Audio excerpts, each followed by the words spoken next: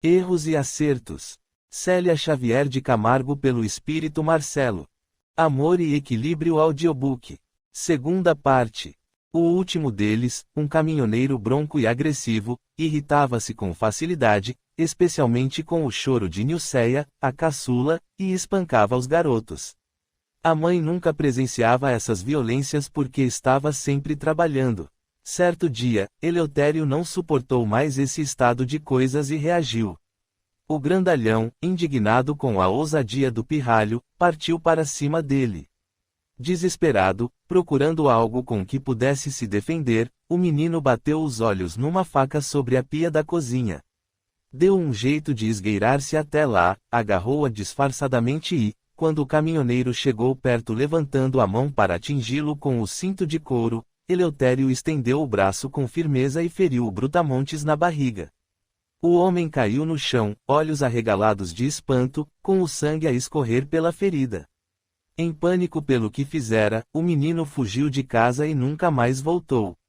Tinha 9 anos. Correu muito. Sentia-se perseguido, estava apavorado e precisava colocar a maior distância possível entre ele e seus perseguidores. Porque ele não tinha dúvida de que a polícia estaria no seu encalço. Acabou parando debaixo de uma velha ponte, onde se escondeu. Saía do esconderijo apenas para arrumar comida. Uma família que ali vivia, condoída da situação do garoto, ajudou-o no início. Assim, Eleutério adaptou-se às novas condições de moradia. Uniu-se a um bando de meninos de rua e passou a integrar a gangue. Foi morar com eles e logo aprendeu a pedir, depois a roubar. Do fumo às drogas foi um passo. Os adultos que havia por detrás das crianças forneciam as drogas, desde que elas servissem de mulas, aviões, ou seja lá o nome que se lhes dê. Dessa forma, em pouco tempo, Eleutério estava escolado. Sabia tudo sobre as ruas, como agir, como abordar as pessoas, onde se esconder. Aprendeu a atirar e, muitas vezes, ele e seu bando cometiam assaltos à mão armada. Tivera alguns encontros com a polícia, porém, como era menor e ainda não tivesse sido fichado, era logo solto. Ele e os companheiros mudavam sempre de ponto e de moradia. Em algumas ocasiões, invadiam prédios condenados, em outras, ficavam em construções, residências desocupadas, viadutos ou qualquer outro local onde pudessem se abrigar por algum tempo. Certo dia, contudo, a situação se complicou. No semáforo de uma avenida, Eleutério aproximou-se de um carro para cometer assalto, fingindo-se de flanelinha, mas mantendo um revólver por baixo do pano, para qualquer eventualidade. Normalmente, tudo iria correr bem. Nesse caso, no entanto, o motorista entrou em pânico e reagiu. Eleutério atirou. A vítima morreu no local. Uma viatura policial, que surgira de repente na esquina, percebeu o que estava acontecendo e veio em socorro do motorista.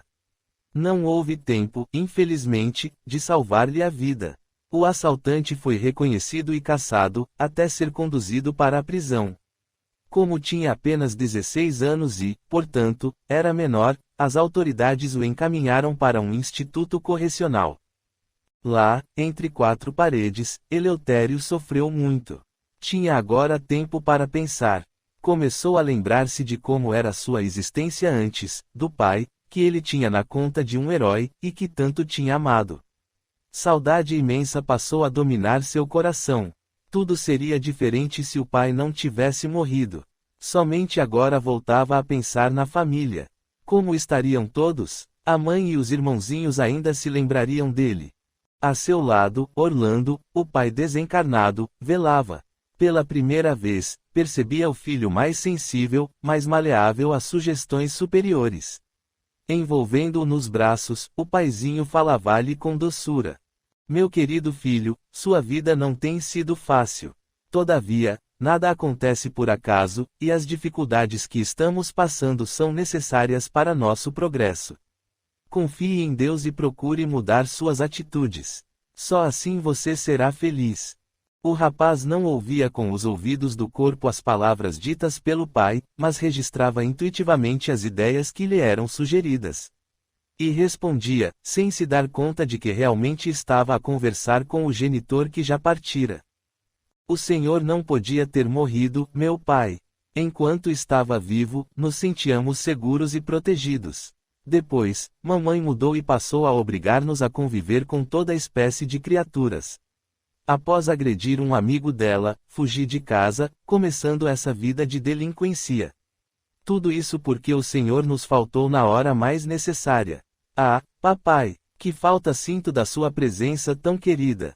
Comovido, o pai passou a mão pelos cabelos do filho, falando com brandura, Deus sabe o que faz, meu querido filho.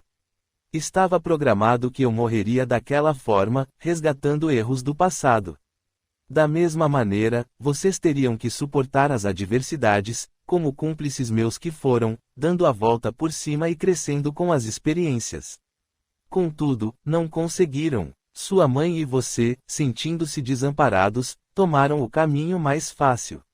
A Antoninha e a você, meu filho, como primogênito, cabia a responsabilidade de amparar as crianças menores, espíritos amigos que renasceram para ajudá-los no futuro. Não tomei o caminho mais fácil, meu pai. Ao contrário, tenho sofrido muito. Não ignoro o seu sofrimento, meu filho, porém a realidade seria outra se você tivesse tomado outro rumo, sem fugir de casa.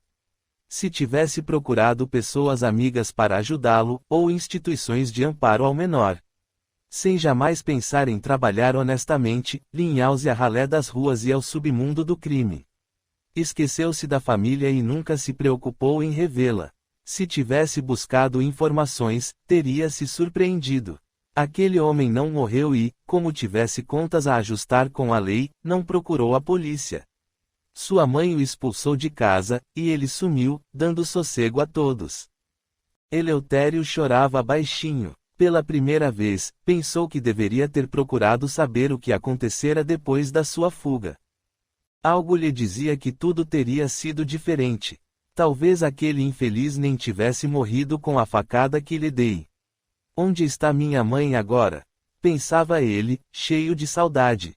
E meus irmãos, devem estar crescidos. Como gostaria de revê-los. Agora, porém, estou preso, e sabe Deus quando voltarei à liberdade. Ouvindo-lhe os íntimos pensamentos, a amorosa entidade o envolvia com carinho, afirmando-lhe: o importante agora, meu filho, é que deseje mudar de vida. Aproveite esta oportunidade para desligar-se das más companhias e transformar-se num homem digno e trabalhador, amante da lei e da ordem. Aqui mesmo, dentro desta instituição, você terá condições de iniciar uma nova etapa, se quiser. Assim, mantenha acesa a chama da esperança e confie em Deus, que é Pai e ama a todos os seus filhos. Com a permissão de Jesus, estarei a seu lado sempre que puder, amparando-o e protegendo-o. Até breve. Eleutério sentia grande bem-estar. Ideias enobrecedoras dominavam-lhe o íntimo, dando-lhe confiança e desejo de mudar. Resolveu que, a partir daquele instante, tomaria outro rumo. Na instituição, os internos tinham que executar algum trabalho. Eleutério sempre fizera tudo com má vontade, sem desejo de aprender. No dia seguinte, porém, amanheceu com outra disposição e lançou-se ao serviço com perseverança. Em pouco tempo, havia aprendido tão bem sua tarefa, que os coordenadores lhe deram uma função de maior responsabilidade. Como passou a saber bastante sobre marcenaria, tornou-se um profissional competente.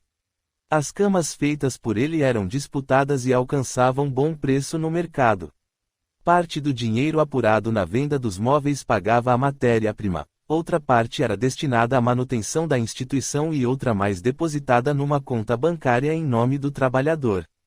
Com ele mesmo ficavam apenas alguns trocados, para pequenos gastos. Assim, Eleutério foi juntando uma poupança, que lhe seria de grande utilidade quando saísse do reformatório. A par disso, ele sentia necessidade de estudar. Há muitos anos deixara a escola e, como se tornara um profissional especializado, desejava também adquirir mais conhecimentos. Isso era possível, pois ali dentro mesmo existia uma escola. Com o passar dos meses, Eleutério ligou-se, de forma especial, a uma professora de português, Heloísa, com quem tinha muitas afinidades. Conversavam bastante e ela o incentivava. Um dia, ele considerou: "Você é diferente das outras pessoas, Heloísa." "Como assim, diferente?" ela perguntou sorrindo. "Não sei, tem um jeito próprio de lidar com as pessoas, respeita a todos e nos trata como iguais. Tenho reparado que se interessa de verdade pela gente. Por que não me interessaria por vocês? São pessoas como eu, considero os meus irmãos perante Deus. Porém, tem gente que nos despreza, por sermos criminosos, como se fôssemos uma raça à parte. Para mim, vocês são apenas pessoas que erraram. Geralmente, por não terem tido a oportunidade de aprender coisa melhor, por ter lhes faltado uma família bem constituída e por não terem estudado na época apropriada. Tudo isso, entretanto, é transitório. Somos criaturas em evolução e estamos aqui para aprender. Essas experiências são muito úteis para o espírito, que saberá como agir melhor no futuro, crescendo e aprendendo a superar os obstáculos." Eleutério fitou-a, pensativo. Professora, você fala bonito, mas a realidade é muito triste. Veja o meu caso, por exemplo. Nasci numa família pobre, mas honesta. Meu pai trabalhava numa estrada de ferro." E contou para Heloísa toda a sua história. Quando terminou, ela estava emocionada. "Eleutério, certamente você teria que passar por isso. Não foi à toa que seu pai faleceu naquele acidente, tentando salvar vidas. Nada acontece por acaso. E, com certeza, seu pai o está ajudando, pois era um homem bom." Ao ouvi-la falar daquela forma, Eleutério lembrou-se do dia em que sentiu como se o pai estivesse junto dele. As ideias que lhe brotaram da mente, como se transmitidas por ele, eram as mesmas que Heloísa lhe dizia agora. "Você acredita mesmo nisso?" "Claro. Você tem uma religião, Heloísa." "Sim, sou espírita." "Ah, logo vi. Tem uma maneira tão diferente de pensar e expor suas ideias." Estava desconfiado mesmo. "Acredita em espíritos? Em outra vida?" "Sem dúvida. Como não acreditar? Deus nos teria criado para uma única existência. Com que finalidade? Sendo o Criador Supremo do Universo, tudo o que ele faz é justo e bom. Cria os espíritos simples e sem conhecimentos para que, por seu próprio esforço, cheguem à perfeição. Dessa forma, através das reencarnações, vamos aprendendo sempre mais e nos aperfeiçoando. Portanto, berço e túmulo são apenas fases de uma mesma realidade, que é a vida eterna." Pensativo, o rapaz concordou. Faz sentido. Mais do que isso, Eleutério. Representa a misericórdia divina agindo a nosso benefício e nos dando oportunidade de reparar os erros cometidos. Interessante. E por que somos tão diferentes em todos os aspectos? Porque fomos criados em épocas diferentes e estamos em estágios diversos de crescimento espiritual.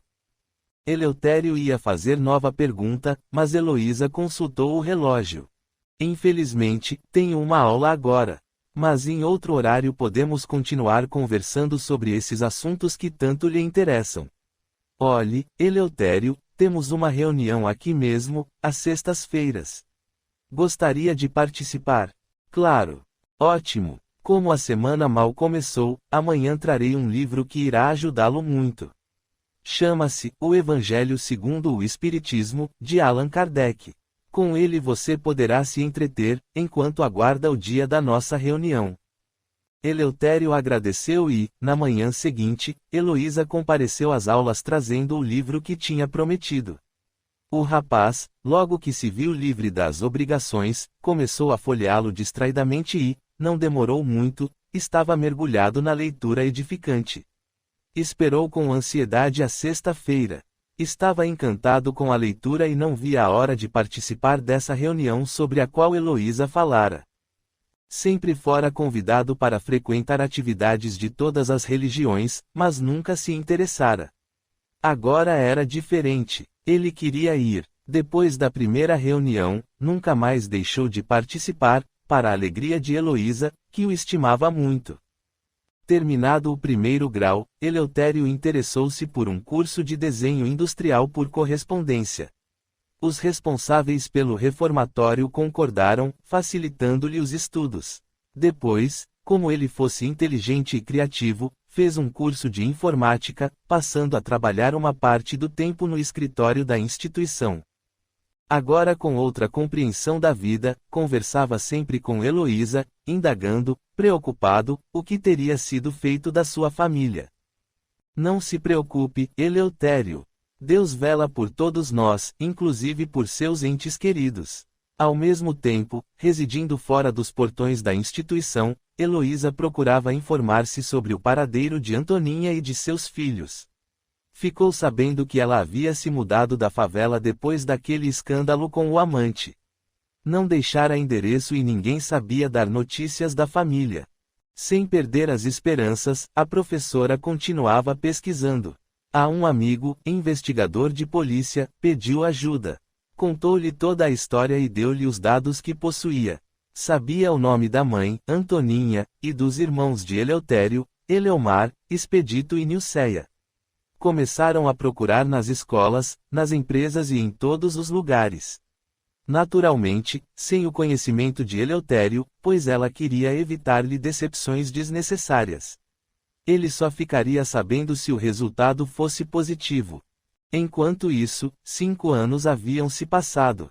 Eleutério tinha completado 21 anos e, recuperado, com profissão definida e bem recomendado, não foi difícil aos responsáveis pela instituição arranjar-lhe colocação no mercado de trabalho, facilitando-lhe a vida no retorno à sociedade. Eleutério, no entanto, estava tenso e preocupado. No fundo, sentia medo de deixar aquele lugar, onde permaneceu por tantos anos. Ali, estava seguro, tinha amigos. Lá fora, as coisas não seriam tão fáceis. Capítulo 7. Recuperação. Reconhece-se o verdadeiro espírita pela sua transformação moral e pelos esforços que emprega para domar suas inclinações más. O Evangelho segundo o Espiritismo, Capitão. XVI, item 4, Allan Kardec. O que está acontecendo? Pensei que fosse ficar feliz por recuperar sua liberdade. Indagou Heloísa. Ele respirou fundo antes de responder. Ah, minha amiga, a você posso dizer. Estou com medo. Não sei onde vou ficar, com quem vou conviver, que obstáculos vou enfrentar. Entendo. Você está como uma ave que ficou muito tempo presa numa gaiola e agora tem medo de voar. Fique tranquilo. Vou ajudá-lo. Como? Ignoro onde fica a empresa na qual vou trabalhar e onde vou morar. Nem sei se voltaremos a nos ver nesta cidade tão grande. Ora essa, afinal, não somos amigos? Já combinei tudo com o diretor. Você ficará comigo. Moro com minha mãe, que é velhinha, e preciso de um homem em casa. Olhos úmidos de emoção, Eleutério não conseguia nem agradecer. Pegou as mãos dela e beijou-as, antes que Heloísa pudesse retirá-las. Que Deus a abençoe. Você tem sido o anjo bom na minha vida. Mas, não tem receio do que eu possa vir a fazer. Afinal, com meus antecedentes. Ela o olhou serena, com imenso carinho, e, segurando-lhe as mãos, falou firme. Tenho absoluta confiança em você, Eleutério. E sua mãe, concordará com minha presença? Minha mãe é uma velhinha adorável e tenho certeza de que vai gostar de você, como eu gosto. Eleutério abriu os braços num gesto amplo. Se é isso o que você quer, aceito com prazer sua hospitalidade. Mas, com uma condição. Qual? Que me deixe participar das despesas. Afinal, sei que o salário de professor não é lá essas coisas. Heloísa estendeu-lhe a mão, que ele apertou entre as suas. Está bem. Concordo. Eleutério saiu do reformatório e ajustou-se, sem grande dificuldade, à nova vida. Na empresa onde estava trabalhando, havia muitos operários egressos da cadeia e, por esse motivo, ele não era uma exceção e fora bem aceito no grupo. A par da vida profissional, integrou-se nas atividades de uma casa espírita que Heloísa frequentava, passando a colaborador diligente e bem disposto. Executavam atividades numa das favelas da cidade e, semanalmente, para lá se dirigiam. Nessas ocasiões, Eleutério lembrava-se, com lágrimas nos olhos, da mãe e dos irmãozinhos. Heloísa, por sua vez, não perdera as esperanças de descobrir o paradeiro deles. O tempo passava. Eleutério, que se sentia responsável por seus antigos companheiros da gangue, passou a trabalhar com meninos de rua, infratores e usuários de drogas. Dava palestras, orientava-os com grande êxito, pois a empatia entre eles facilitava o entrosamento. Depois, quando já recuperados, arrumava-lhes colocação e acompanhava com carinho o desenvolvimento deles, evitando assim que chegassem ao estágio em que ele havia chegado. Respeitado e querido por todos, era difícil aos seus tutelados acreditarem quando Eleutério lhes contava que fora menor infrator e estivera preso. Certo dia, Heloísa foi visitar uma professora, amiga e colega de trabalho, que estava aniversariando. Tocou a campainha e logo uma senhora veio atender. Boa tarde. Rosalina está? Sim, entre, por favor, vou chamá-la. Quem devo anunciar? Diga que é Heloísa.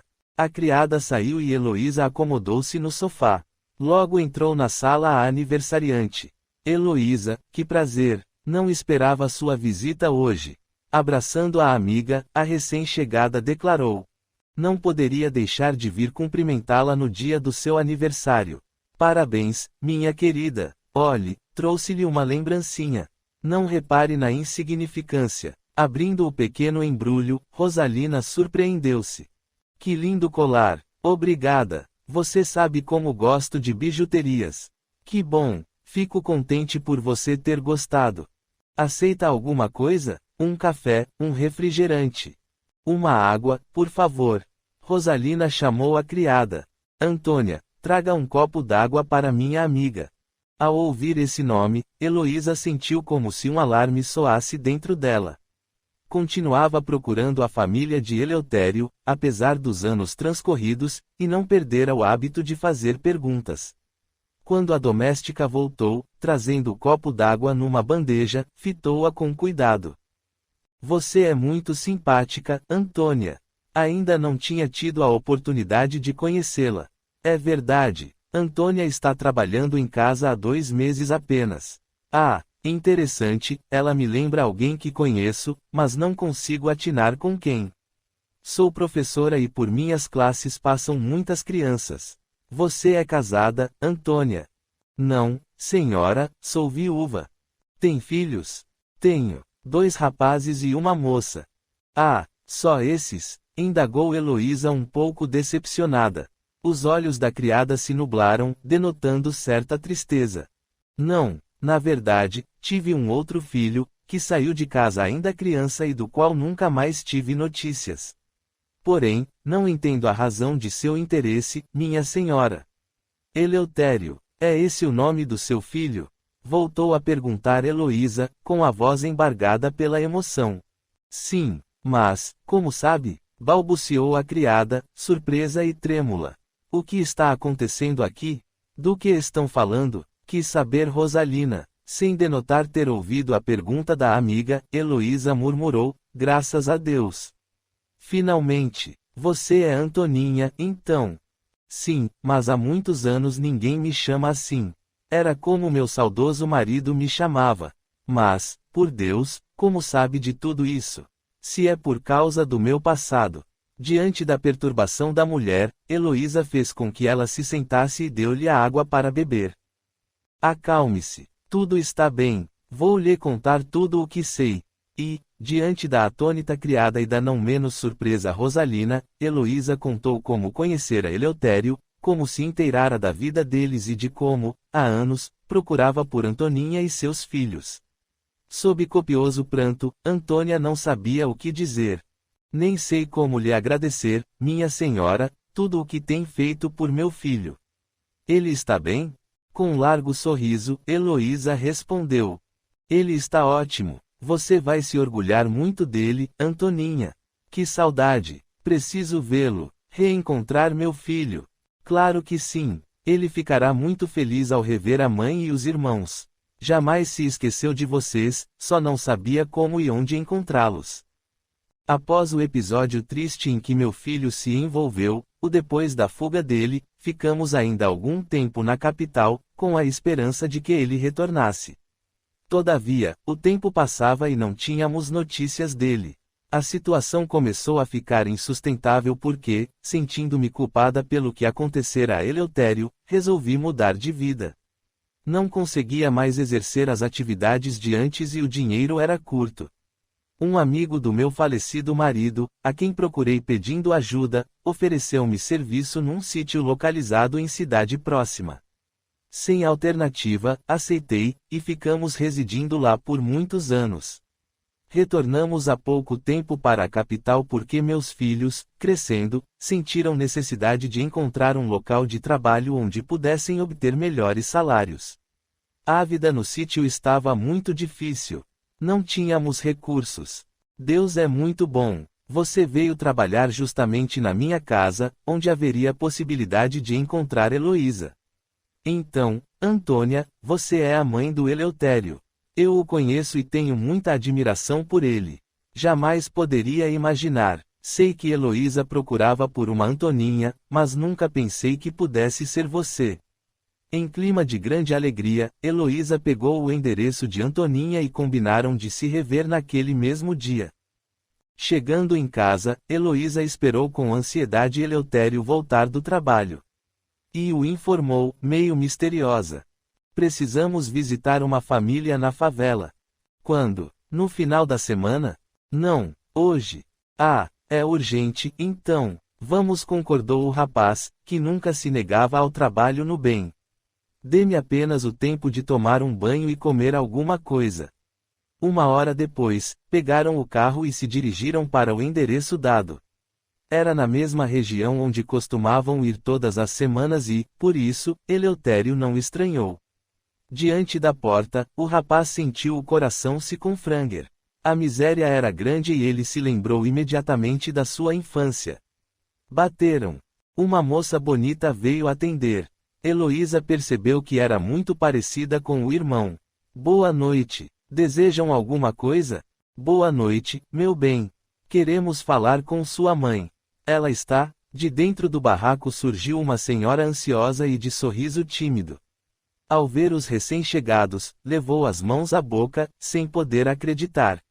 Não conseguia tirar os olhos do rapaz que ali estava, de porte elegante e bem vestido. Com o coração a explodir de felicidade, caminhou até ele com os braços estendidos. Eleutério olhou para a mulher, a princípio sem entender-lhe a reação de surpresa ao vê-lo. Depois, observando-a melhor, analisando aquele rosto sofrido, no qual o tempo deixara marcas profundas, os cabelos grisalhos, sentiu-se finalmente dominado pela emoção. Mãe? Sim, meu filho, sou eu. Caíram nos braços um do outro, chorando de felicidade. A jovem que atendera à porta, perplexa, observava a cena. Tinha vaga lembrança do irmão, pois contava apenas 4 anos quando ele fugira de casa. Lembrava-se, porém, de ter sentido muito a falta dele. Antoninha virou-se para a filha e os apresentou. Nilceia, minha filha, este é Eleutério, seu irmão, há tantos anos desaparecido. Lembra-se dele? Os irmãos se abraçaram também cheios de alegria. Conversavam, matando as saudades, quando chegaram os outros irmãos, Eleomar e Expedito. Também foi grande a surpresa de ambos ao ver que tinham visitas na moradia humilde, o que não era usual. Mais espantados ficaram ao reconhecer o irmão mais velho, que não viam desde criança. Naquele dia o barraco inundou-se de luz com a festa do reencontro. Da espiritualidade, o pai Orlando, ali presente, agradecia a Jesus as bênçãos daquela hora. De ambos os lados foram dadas explicações sobre as dificuldades que tinham vivido até então e sobre o desejo de se reencontrarem, que nunca deixara de existir. Graças a Deus resolvemos voltar para a cidade tinindo em busca de melhores salários. No campo, apesar da vidinha sossegada, os recursos eram escassos, dificultando tudo, falou Eleomar. É verdade. Aqui, apesar da falta de empregos, sempre posso fazer alguns bicos, concordou Expedito. Eleutério, que ouvia os irmãos comovido, considerou. Felizmente, estou em condições de ajudá-los. Lá onde trabalho, sempre estão fazendo novas contratações. Amanhã mesmo vou cuidar disso. E também, se me permitirem, vou procurar uma nova casa para vocês, maior e mais confortável. E mais perto de nós, não é, Heloísa? Bênçãos de luz espraiavam-se sobre os componentes daquele lar. Novas esperanças surgiam em todos os corações como prenúncio de uma nova vida de paz e de renovação. Cheio de gratidão, Eleutério considerou. Tudo isso devemos a Heloísa, esta grande amiga que aqui está. Ao inverso de vocês, que levaram vida tranquila no campo, tomei outro rumo. Logo que saí de casa, me liguei a um grupo de meninos de rua. Experimentei de tudo. Fui viciado em drogas e delinquente.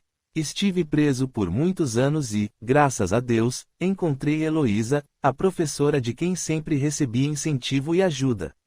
Deixei uma vida de delinquência, passando a dedicar-me ao trabalho. Estudei, fiz cursos e hoje sou profissional respeitado. Acima de tudo, porém, agradeço a ela, amiga dedicada e por quem tenho carinhos de filho, por ter me feito conhecer a doutrina espírita, que tem sido o roteiro seguro em minha existência e que me fez encontrar Jesus. Fitando-o com carinho, Heloísa retrucou. Mas se você não tivesse tido sincero desejo de se reabilitar, nada disso teria ocorrido. E graças aos créditos adquiridos com o seu trabalho, dedicação e desinteresse, aqui nesta comunidade, é que foi possível o seu reencontro com os entes queridos. Jesus, que é todo misericórdia e bondade, o premiou pelos esforços. Acredito que você tenha razão. Também sinto que, se N acento circunflexo O me tivesse dedicado com amor à tarefa de reconstruir vidas com a mesma intensidade como outrora ajudei a destruir, não teria tido a bênção de reencontrar minha família. Por isso, gostaria que elevássemos o nosso pensamento a Deus, gratos por todas as dádivas recebidas. E com uma prece singela, que na espiritualidade Orlando e nosso grupo acompanhamos reverentes, aquele barraco humilde inundou-se de safirina luz. A providência divina é bênção em nossas vidas, agindo a nosso favor, mesmo que não percebamos. Não raro, através da ajuda de entes queridos, de amigos desencarnados que velam por nós. Assim, por mais erros que tenhamos cometido, o que vale é o sincero esforço em aprender e ajudar, reparando os danos e nos modificando à luz do Evangelho. Cada um de nós receberá de acordo com as próprias obras. A sementeira será luz ou treva em nosso caminho, conforme o que tivermos plantado. Capítulo 8. O Diário. Vinde a mim, todos vós que estáis aflitos e sobrecarregados, que eu vos aliviarei.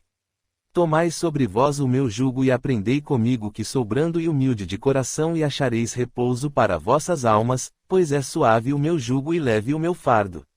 Mateus, 11:28 da manhã a 30. Fábio acordou indisposto naquele dia. Não quis alimentar-se direito, apesar dos rogos da mãe. Meu filho, você precisa comer alguma coisa. Um copo de leite, talvez. Não, mamãe, não quero.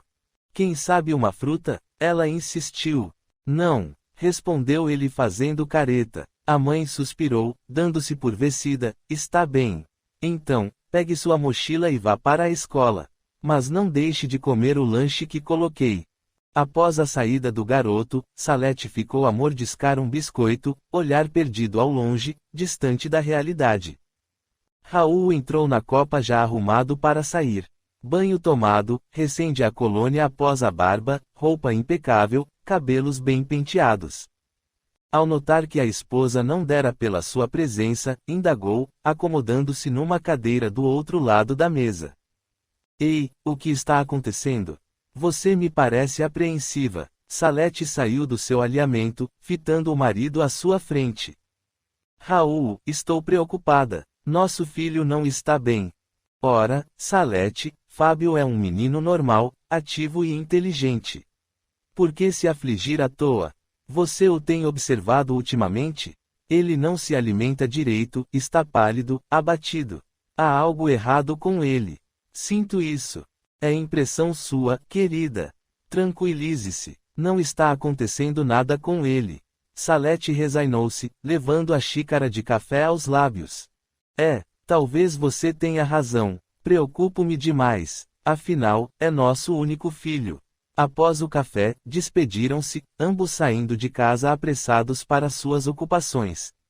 Raul, representante comercial, tinha inúmeras visitas para fazer nesse dia. Salete, dona de uma pequena e elegante floricultura, estava atrasada na abertura da loja. Mais tarde, quando atendia uma freguesa, o telefone tocou. Dona Salete, é da escola do Fábio. Sentiu um baque. Desculpando-se, pediu que sua auxiliar acabasse de atender a senhora, fazendo o arranjo das flores. Era a diretora, que solicitava sua presença no colégio. O que aconteceu com meu filho? Fique tranquila, queremos apenas conversar com você. Salete dirigiu-se imediatamente para a escola. O coração batia acelerado. Uma sensação de angústia, de medo, passou a dominá-la. Ao chegar, a diretora convidou-a para ir até sua sala, ao mesmo tempo que pediu para uma atendente chamar a professora Márcia. Quando esta entrou, trocaram cumprimentos e Salete foi logo perguntando: o que houve, Márcia? Salete, tem notado algo de diferente no Fábio nos últimos dias? Quis saber a professora, sem responder diretamente à pergunta. Por quê? Bem, somos amigas há muitos anos e conheço Fábio praticamente desde que nasceu, você sabe. Posso dizer que aqui na escola seu comportamento mudou bastante. Como assim? Está apático, não consegue fazer as tarefas nem acompanhar as lições. Quando pergunto a razão, alega sempre cansaço. Cansaço? Bem, é compreensível, não come nada. Afinal, saco vazio não para de pé, diz o ditado. Você tem razão. Também tenho percebido que está pálido, abatido e sem ânimo. Exatamente. Esse não é o estado normal dele. Sempre foi dos melhores alunos da classe. Talvez fosse o caso de consultar um médico. O que acha? Sem dúvida. Vou levá-lo hoje mesmo ao pediatra. Agradeço a atenção de vocês. Depois voltaremos a conversar. Naquele mesmo dia, à tarde, Salete levou o menino ao médico. O que está havendo com o nosso Fábio? Nesses 8 anos de vida, sempre teve saúde de ferro. É verdade, doutor Francisco. Mas algo não anda bem com ele. Está sem apetite. Ora, essa é sempre a reclamação das mães, não é, Fábio? Vamos ver o que tem esse rapazinho. Sente-se aqui e tire a camiseta. Examinou cuidadosamente o garoto, fez algumas perguntas e depois, procurando aparentar tranquilidade, disse: estou pedindo alguns exames, dona Salete. Logo que estiverem prontos, traga-os. Ele está bem, doutor? Indagou a mãe, aflita. Preciso dos exames para um diagnóstico mais preciso. Faltam-me dados. Quando retornar, conversaremos. Seria importante que seu marido também viesse. Está bem, doutor. Até logo. Na volta, passaram no laboratório para marcar a coleta de urina e sangue para os exames. Depois, Salete sugeriu que fossem tomar um lanche no shopping, programa que sempre agradava a Fábio. Nesse dia, porém, recusou-se. Se não se incomodar, mamãe, prefiro ir para casa. Estou cansado. A mãe não insistiu, ficando ainda mais angustiada. Assim que os testes laboratoriais ficaram prontos, Salete e Raul foram ao consultório. O médico examinou os resultados e, com expressão grave, afirmou: os exames confirmaram minhas suspeitas. E então, doutor Francisco? Perguntou Salete, aflita. Fitando os pais, que aguardavam ansiosamente à sua frente, o médico explicou: lamento informar que as notícias não são boas. Asseguro-lhes que daria tudo para estar enganado em meu diagnóstico. O filho de vocês está com leucemia. Leucemia, ambos se agarraram, como que buscando forças um no outro. Salete começou a chorar. Olhem, não é caso para desespero. Hoje em dia existem tratamentos novos que têm apresentado excelentes resultados. A doença está apenas começando e isso é ponto a nosso favor. Quanto tempo, doutor? Quanto tempo ainda lhe resta? Indagou o pai, sentindo um nó na garganta. Não seja pessimista. Mesmo em processos fatais, varia de caso para caso. Cada organismo reage de forma diferente. Como afirmei, temos tratamentos revolucionários atualmente, e a doença foi detectada no início. Isso é muito bom. Por favor, não se desesperem. Tem que pensar no Fábio, que precisará de todo o apoio e o carinho de vocês. Não façam drama na frente dele. Ele necessita, mais do que nunca, de um ambiente de alegria, otimismo, paz e amor. A vontade de viver é o maior estímulo para a cura e temos que trabalhar nesse sentido. Pensem nisso. Conversaram mais um pouco, o médico respondeu às indagações de ambos, explicou-lhes como a doença agia, o que teriam de enfrentar e o tratamento que seria implantado. Terminou dizendo: estaremos mais juntos daqui por diante. Para qualquer coisa que precisarem de mim, não hesitem em me procurar, seja a hora que for. Se forem religiosos, é hora de orar e, sobretudo, de conservar a esperança e a fé em Deus. A partir desse dia, a vida de Salete e Raul sofreu transformação radical. Viviam em função do filho, dedicando-lhe mais tempo e satisfazendo-lhe todas as vontades. Aos poucos Fábio foi piorando. Chegou a hora em que não conseguia mais ir ao colégio. O longo tratamento de quimioterapia, as internações frequentes, os medicamentos constantes e o mal-estar sempre crescente, com dores generalizadas, fizeram com que Fábio, menino cordato e dócil, começasse a ficar revoltado com a situação. Reclamava de não poder mais fazer as coisas de que tanto gostava. Não podia mais estudar, jogar futebol, brincar na rua com os amigos ou nadar. Por que eu? Perguntava ele à mãezinha, todos os meus amigos continuam do mesmo jeito. Só eu estou aqui preso nesta cama. Salete o abraçava, carinhosa, consolando-o. É por pouco tempo, meu filho. Logo você estará bem de novo e poderá brincar à vontade. Será? Estou cada vez pior, mamãe. Não, querido, você está melhorando a cada dia. Faça direitinho as tarefas que a professora manda e assim, quando voltar à escola, não estará atrasado em relação à classe. Por falar nisso, hoje é dia em que a Márcia vem à tarde para dar-lhe aula de reforço. Mas a verdade é que Fábio não via melhora alguma e, não obstante as palavras da mãe, do seu otimismo, intimamente, sentia-se muito mal. Alguma coisa lhe dizia que não ia sarar nunca, que ia morrer. Apesar da pouca idade, Fábio evitava falar sobre esse assunto para não entristecer seus pais, que já estavam sofrendo tanto. Sabia que eles choravam longe dele, porque percebia seus olhos vermelhos e inchados, embora, ao entrarem no quarto e se aproximarem da cama, mantivessem invariavelmente um alegre sorriso. Então, guardava para si mesmo seus pensamentos, evitando dividi-los com alguém. Porém, uma revolta tão profunda se instalara em seu íntimo que não queria ninguém por perto. Não recebia mais os amigos, a professora, os parentes, os vizinhos. Vivia sempre fechado em sua concha de sofrimento. Certa ocasião, estava sonolento quando notou, no quarto, sentado numa poltrona, aos pés da cama, um menino mais ou menos da sua idade. Estranhou. Não era nenhum dos seus amigos. Quase dormindo, perguntou: "Quem é você? Como conseguiu entrar?" O garoto levantou-se, sorrindo, e informou: "Olá. Sou Murilo, e entrei apenas. Vá embora. Não o conheço e minha mãe sabe que não quero ver ninguém. Sua mãe não me viu entrar. E, se visse, não poderia impedir-me."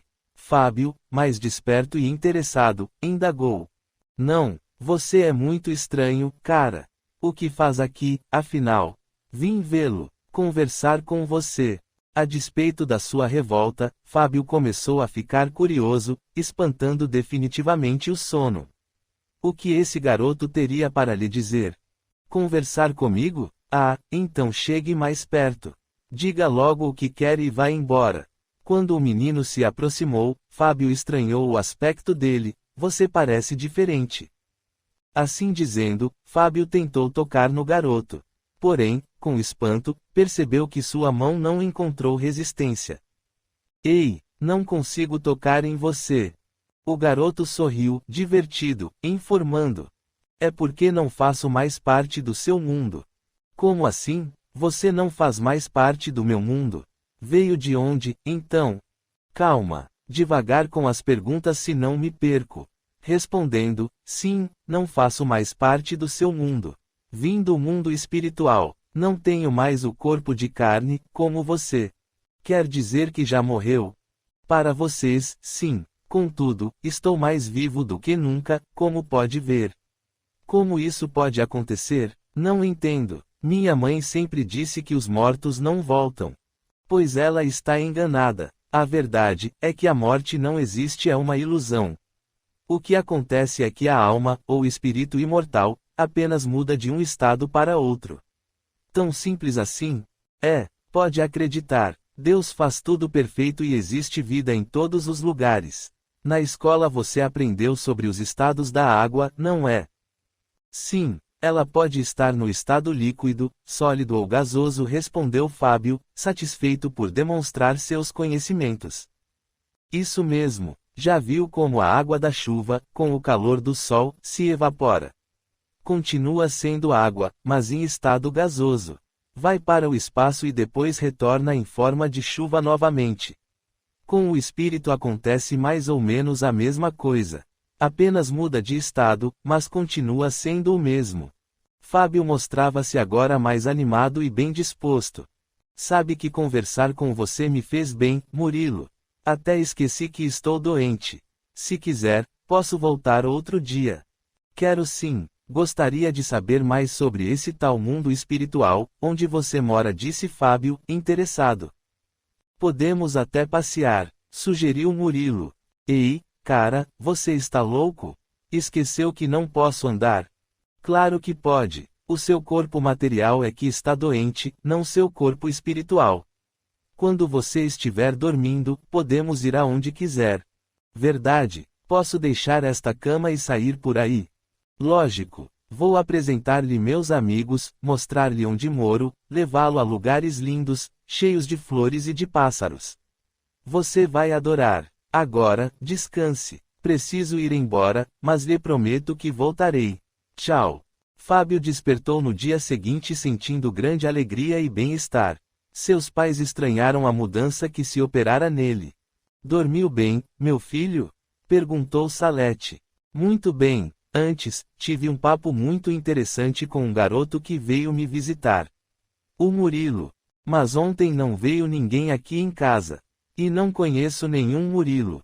Você deve ter sonhado, respondeu a mãe, com firmeza. Não, eu estava acordado. Ele falou mesmo que você não o viu entrar. Murilo é bem legal, mamãe.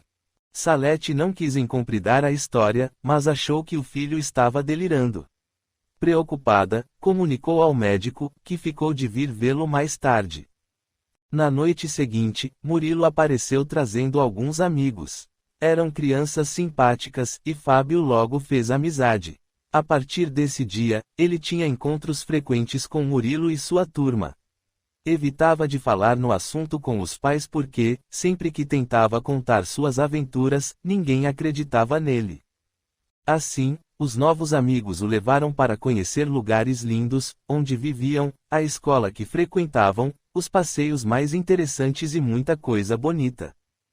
Como não pudesse repartir essas informações com os pais, Fábio resolveu escrever tudo no seu diário.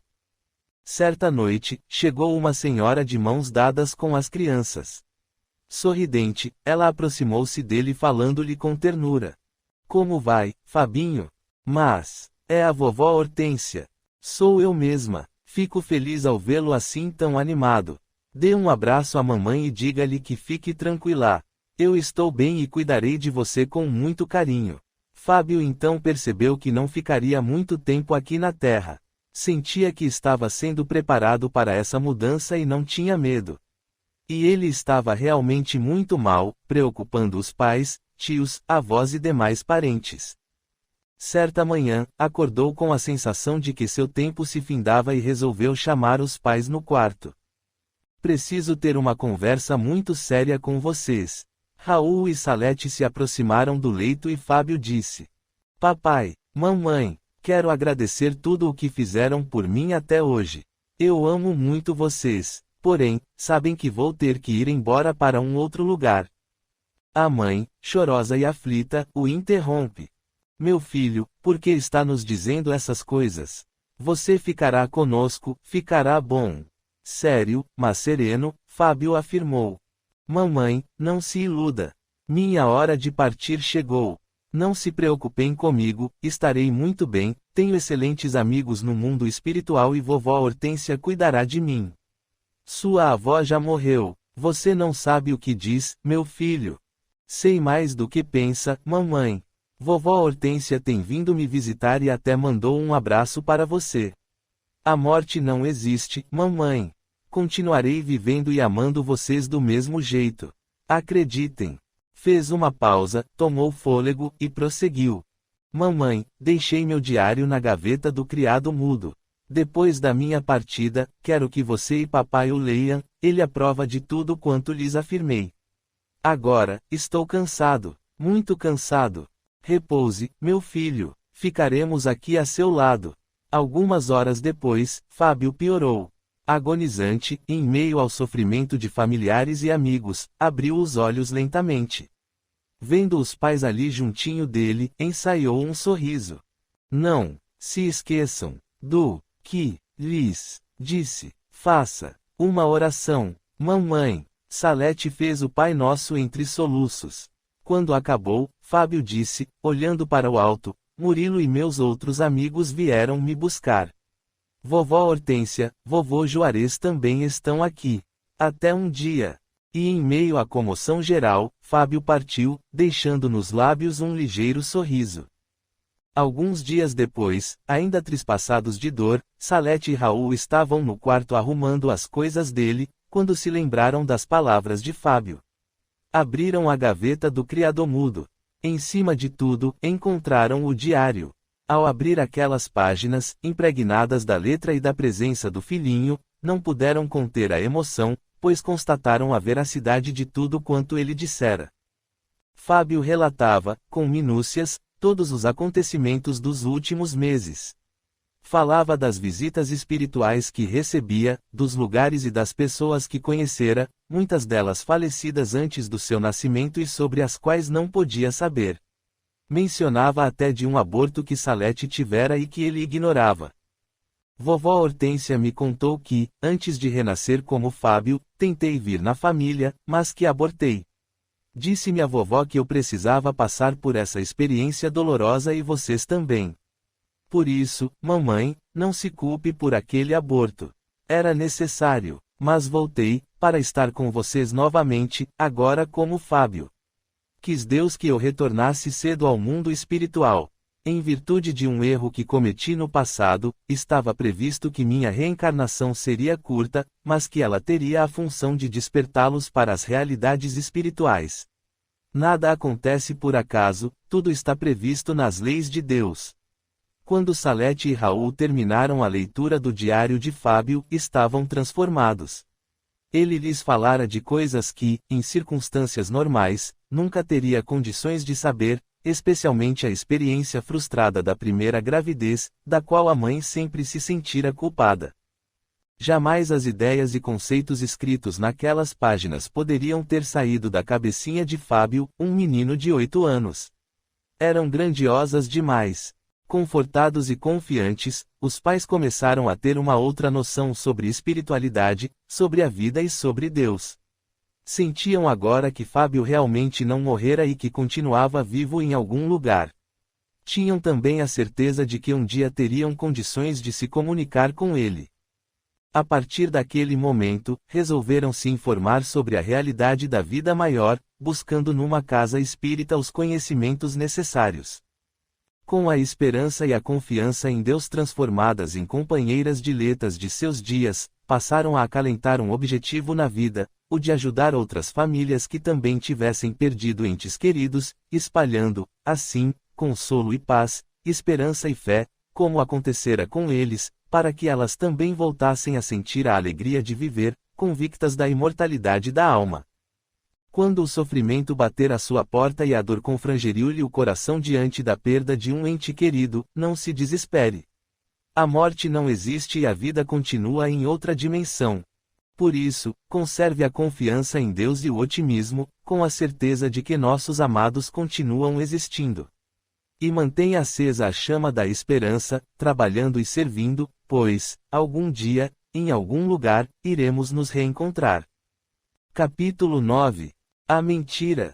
Aquele, porém, que recebe a semente em boa terra é o que escuta a palavra, que lhe presta atenção e em quem ela produz frutos, dando 100 ou 60, ou 30 por 1. Mateus, 1h23 da tarde. Ângela, 15 anos, tinha um gênio muito especial. Em qualquer situação, ela estava sempre alegre e bem disposta. Jamais alguém a viu reclamar de nada, falar mal de alguém ou desanimar ante uma dificuldade. Era sempre cheia de bom ânimo que chegava ao colégio, enquanto os demais colegas se queixavam, mal-humorados, por terem que levantar cedo, por serem obrigados a assistir aulas chatíssimas, enquanto o sol explodia lá fora em luz e calor, num alegre convite à vida e ao lazer. Ouvindo as conversas, Ângela, porém, apenas sorria, sem fazer coro com as reclamações. Ao contrário, como Poliana 1, sempre descobria motivos para se alegrar e incentivo para aprender. Que é isso, pessoal? Se todos os dias fossem feriados, seria uma chatice. Em pouco tempo estaríamos cansados de não fazer nada. Além disso, ficaríamos com a cabeça vazia, sem conhecimento algum. Vamos lá, ânimo. Personagem do livro de mesmo nome, da autoria de Eleanor H. Porter, tradução de Monteiro Lobato, publicado pela Companhia Editora Nacional.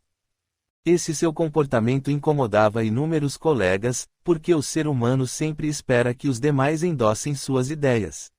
Não deseja ouvir a verdade, mas apenas a concordância dos outros. Especialmente Helena irritava-se com as atitudes de Ângela. Era uma morena de olhos chamejantes, rosto anguloso, alta e esguia, de modos desagradáveis e indelicados. Sua voz, de timbre metálico, arrogante e algo irônica, afastava as pessoas. Era do tipo que reparava em tudo, tecendo comentários maldosos sobre as outras colegas. Queixava-se de qualquer coisa, protestava contra tudo, desentendia-se facilmente com os outros. Somente Ângela tinha paciência e a tratava com bondade. Helena, porém, não dava tréguas nem àquela que considerava sua melhor amiga. Aliás, a única. Não entendo esse seu jeito de ser. Para você está tudo bom, nunca se aborrece. Não acredito que seja assim de verdade. Para mim, isso é falso. Um dia sua máscara vai cair e vou dar boas risadas. E Ângela respondia, serena e afável. Você pode não acreditar, mas eu sou assim. Para mim está tudo bom mesmo. Não vejo razão para reclamar de nada. Você não entende, porque pensa e sente de forma diferente, mas as pessoas não são iguais. Tente enxergar o mundo de outra maneira. Veja quanta beleza existe na natureza. As flores, os passarinhos, tudo me encanta. Bah, não me venha com lições de moral. Você pensa assim porque não tem problemas, isto sim. Ângela ouviu calada, respirou fundo, depois murmurou. Você está enganada, Helena. Tenho problemas, sim, como todo mundo. Só acho que ninguém tem a obrigação de suportá-los. A carga é minha, Deus a concedeu a mim e espero ter condições de bem conduzir minha vida, vencendo os obstáculos que surjam em meu caminho. Helena estranhou a maneira de falar da amiga. Isso nunca acontecera antes. Contudo, não deu o braço a torcer. Que problemas, que nada. Sua vida deve ser muito boa. Não sabe o que é sofrer. Certamente não tem pais separados e nunca foi obrigada a suportar brigas e desentendimentos dentro de casa. Sabe, Helena, esse problema realmente não tenho. Está vendo? Minhas dificuldades são outras. Não acredito. Pense como quiser. Não posso convencê-la do contrário, respondeu Ângela, serena, dando por encerrado o assunto. Despediram-se, cada qual tomando seu rumo. Nesse dia, porém, Helena ia pensativa. Percebeu, naquele momento, que nada sabia da vida de sua amiga Ângela. Haviam se conhecido no colégio e suas relações se restringiam ao ambiente escolar. Sentia-se descontente. Na verdade, a superioridade moral da colega a irritava profundamente. Decidiu que ainda veria a máscara de Angela cair, custasse o que custasse. Começaria a fazer investigações. Com certeza, também teria seus pontos fracos, como qualquer outra pessoa. E, quando os descobrisse, saberia usá-los a seu favor. Chegando em casa, bela residência localizada em bairro nobre da cidade, onde morava com a mãe, passou Helena o resto do dia a meditar sobre o que deveria fazer. Na manhã seguinte, logo cedo, encontraram-se no colégio. Helena, que tinha resolvido não perder Angela de vista, notou que seus olhos brilharam em dado momento. Virou-se e viu alguém que acabara de entrar pelo portão. Era Júlio, um rapaz atraente, alto e forte, jogador de vôlei. Muitas meninas estavam interessadas nele. A sonsa tem bom gosto, pensou. Observando o rapaz, reparou que ele também olhava para Angela e sorria. Toda sem jeito, ela baixou a cabeça. Bingo! O dia hoje começou bem. Parece que essa boba tem seus segredinhos. Aposto que está apaixonada pelo nosso belo e atlético jogador. Veremos. Durante a aula, tentou arrancar alguma informação da amiga, dando a entender que percebera um clima entre eles. Você se engana, Helena. Eu e o Júlio não temos nada um com o outro. Mas você o ama, confesse. Bem, eu o acho muito simpático. Gosto dele, afirmou Angela sorrindo, vermelha como um pimentão. E ele? Não sei, mas parece que também gosta de mim. Que ótimo! Espero que tudo dê certo entre os dois. Vou torcer para isso, afirmou Helena, enquanto fazia figa com as mãos nas costas. Decidida a fazer Angela sofrer para, como ela dizia, fazer cair a máscara, bolou um plano. Naquele mesmo dia, surgiu a oportunidade que almejava. Um professor não compareceu e tiveram aula vaga, sendo a classe dispensada mais cedo. Angela foi logo embora, mas Helena esperou o término das aulas e, quando Júlio saiu do colégio, cruzou à frente dele. Preciso falar com você. A respeito de quê? Perguntou ele, que não simpatizava com Helena. É sobre Angela, mas, podemos ir andando. Não quero que nos ouçam.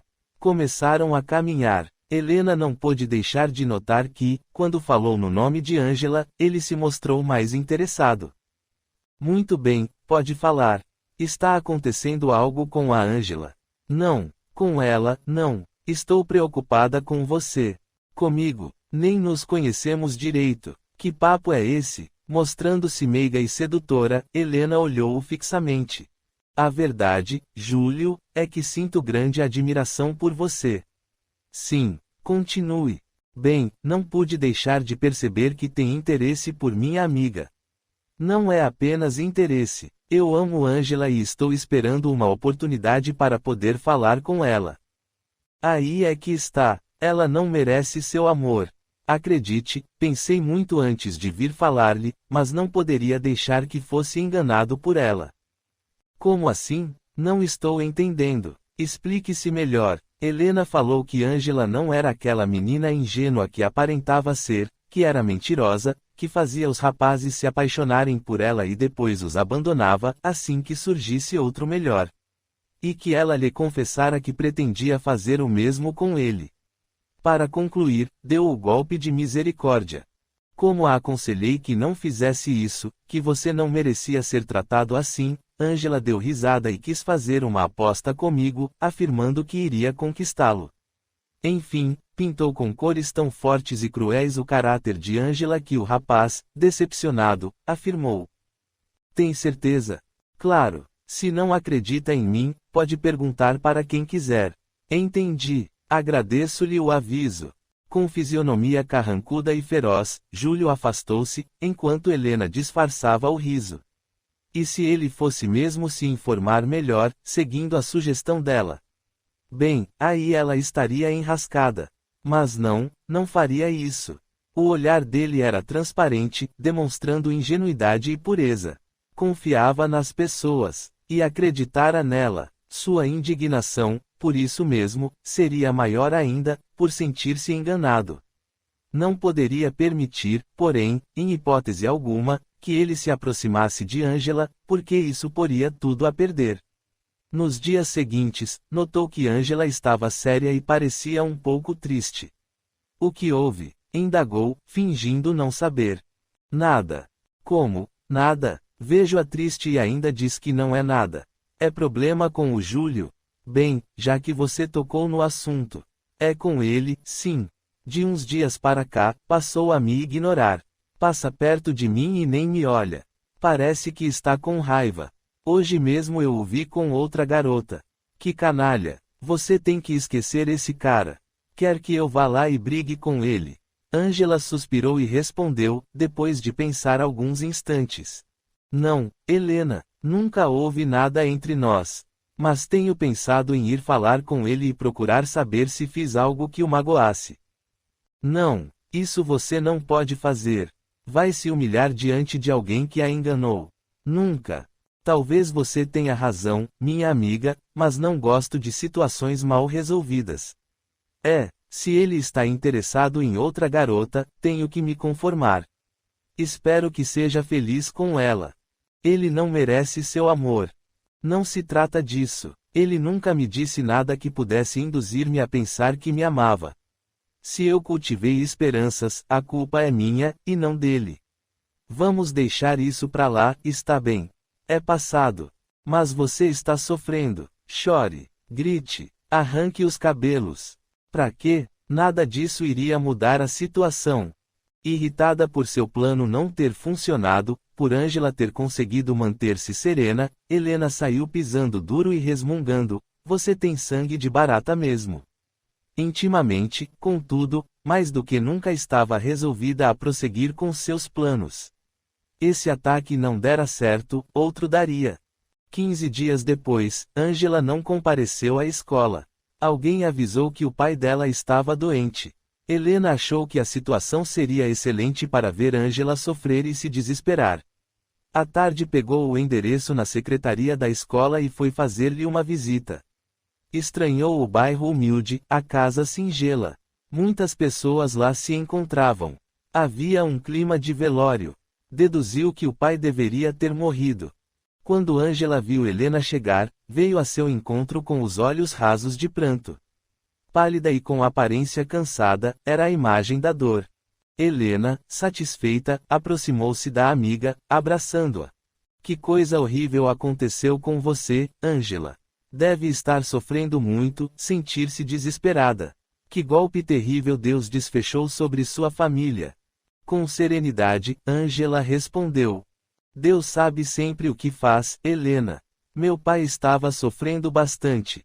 Há 5 anos teve um derrame cerebral que o deixou imobilizado numa cama, dependendo de nós para tudo. Alguns dias atrás, teve uma pneumonia, que lhe foi fatal. Que sofrimento! Como Deus permite uma coisa dessas? Tudo tem uma razão de ser. Certamente, esse período foi importante, tanto para meu pai quanto para nós da família, que tivemos a oportunidade de assisti-lo em suas necessidades. Se fosse eu, estaria revoltada nessa hora. A revolta de nada adianta. Estou triste, sim, mas conformada, porque sei que meu querido pai, onde quer que esteja, está bem e amparado pelos familiares e amigos desencarnados. Seu espírito está liberto das algemas que o prendiam à matéria e sua experiência dolorosa converter-se-á em bênçãos de luz na nova vida. Helena estava perplexa. Esperava encontrar uma Ângela derrotada, amarga, angustiada e sofrida. Deparava-se com uma criatura forte e resignada, que estava sofrendo, sim, mas que mantinha um equilíbrio invejável naquele momento tão doloroso. Começava agora a ver a amiga de outro ângulo. Percebia que não era de superfície aquela atitude alegre, digna e cheia de bom ânimo que demonstrava sempre, e que ela julgara falsa e hipócrita. Não. Isso era algo que lhe saía do íntimo.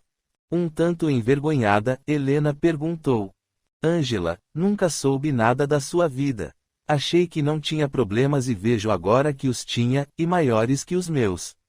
Gostaria de saber, o que lhe dá essa força? Ângela sorriu por entre as lágrimas e explicou. Essa força me vem da fé.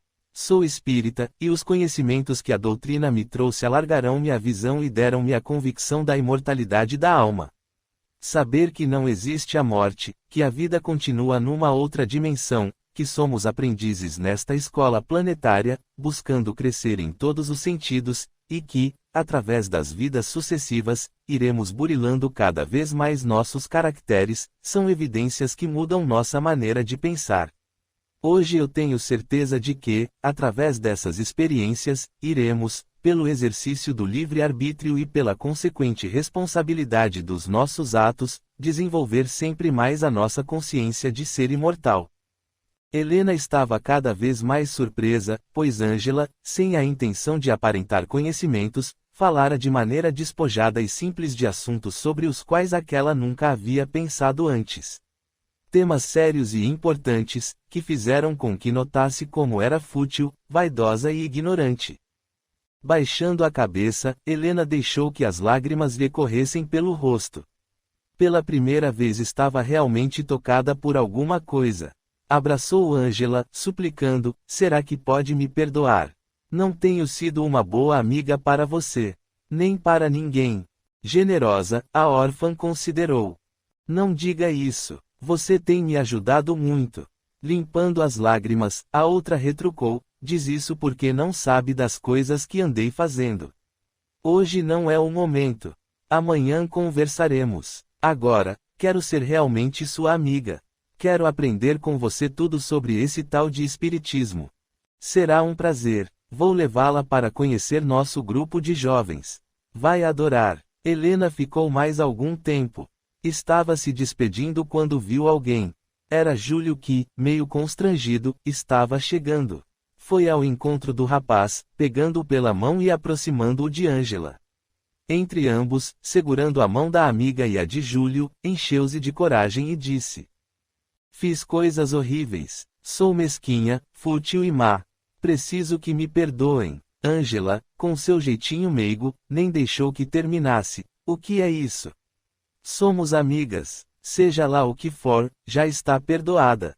Esqueça. Com a voz alterada pelo pranto, Helena confessou: não posso. Não enquanto você ignorar o que fiz, Ângela. Depois, virando-se para Júlio: tudo o que lhe contei é mentira. Ângela é a pessoa mais doce, nobre e digna que conheço. Sejam felizes.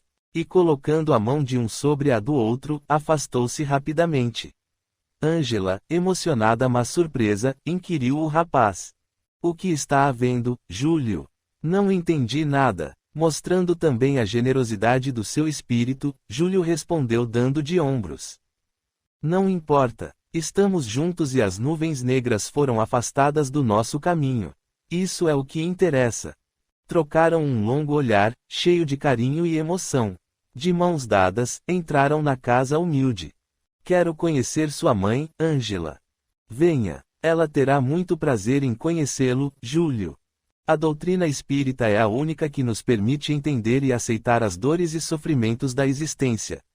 Através dos conhecimentos que nos propicia, alarga nossa visão, fazendo com que possamos compreender melhor as pessoas, as situações e as coisas, e, em consequência, dar-lhes o real valor.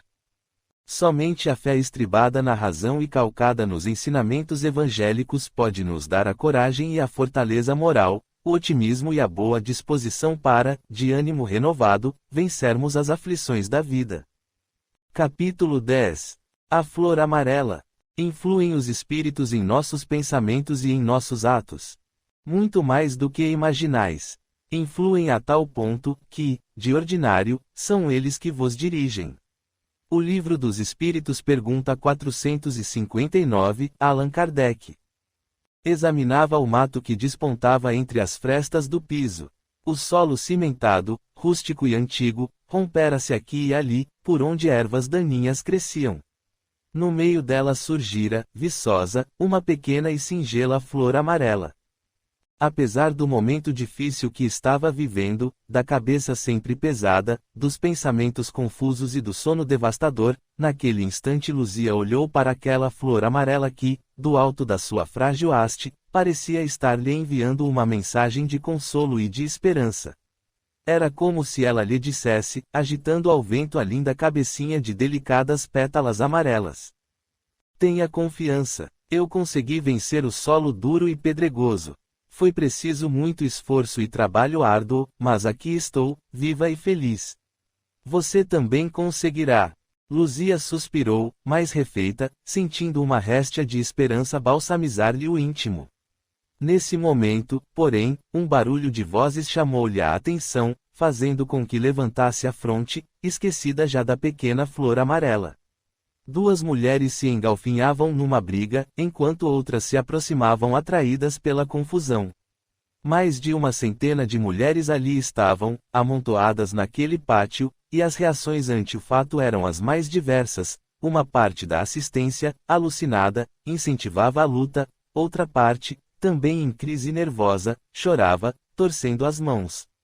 Algumas mulheres corriam para se esconder, assustadas, inúmeras outras partiam para junto das contendoras, desejando participar da briga, tomando partido dessa ou daquela e demonstrando maior lucidez e agressividade. As demais, entregues a seu mundo íntimo, conservavam-se indiferentes, sem perceber sequer o movimento a seu redor.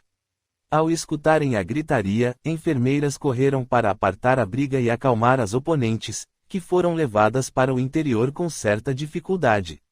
Muitas tiveram que ser medicadas, em virtude do desequilíbrio que se estabelecera. Cessado o problema, o pátio voltou à tranquilidade de antes, e Luzia retornou a seus pensamentos. Ela foi uma das que se mantiveram distantes e indiferentes à confusão. Contudo, ao contrário de outras, ela não estava alheia ao problema. Percebera todo o movimento, o tumulto, a gritaria, só não se interessou mais por julgar que o fato não lhe dizia respeito. Além do mais, os desentendimentos eram normais nesse local, onde a tônica era não se fazer nada. Há quanto tempo estaria ali, nesse lugar horrível? As horas se arrastavam, lentas, e perdera a noção dos dias, dos meses, talvez dos anos. Saudade imensa dos pais, dos irmãos, das amigas. Lembrava-se com carinho da escola, dos professores e até do pipoqueiro e do sorveteiro da esquina. Por que minha família me abandonou à própria sorte? Essa era a primeira vez que Luzia se sentia mais lúcida, apesar de certa dificuldade em concatenar os pensamentos. As imagens da casa e dos familiares lhe surgiam na mente. Como começou tudo isso? Na tela da memória, as lembranças foram surgindo. Um dia bateram à porta e ela foi atender. Era um rapaz desconhecido que pedia ajuda. Em lágrimas, ele dizia que precisava encontrar a família, mas que não sabia onde ela estava. Voltara para casa e não encontrara ninguém. Acalme-se. Vou tentar ajudá-lo. Onde sua família mora? Como você se chama? Antes, porém, que ele declinasse seu nome e endereço, a mãe de Luzia entrou na sala perguntando quem havia batido. É um rapaz precisando de ajuda, mamãe, afirmou Luzia. Dona Ivete olhou pela porta aberta, não havia ninguém. Surpresa, virou-se para a filha, que permanecia tranquila, sem saber o que fazer. Depois, a mãe exclamou, assustada. O que está dizendo, Luzia? Não tem ninguém aí fora. Claro que tem. É um rapaz, mamãe. Precisamos fazer alguma coisa por ele. Coitado. Sofre e chora. A moça se voltou, convidando-o para entrar. Entre, por favor. E, quando fez menção de apresentá-lo à mãe, já não o viu mais. Ué, para onde ele foi? Desapareceu. Correu ao jardim, foi até o portão, olhou para todos os lados da rua, mas não o encontrou. Sumira.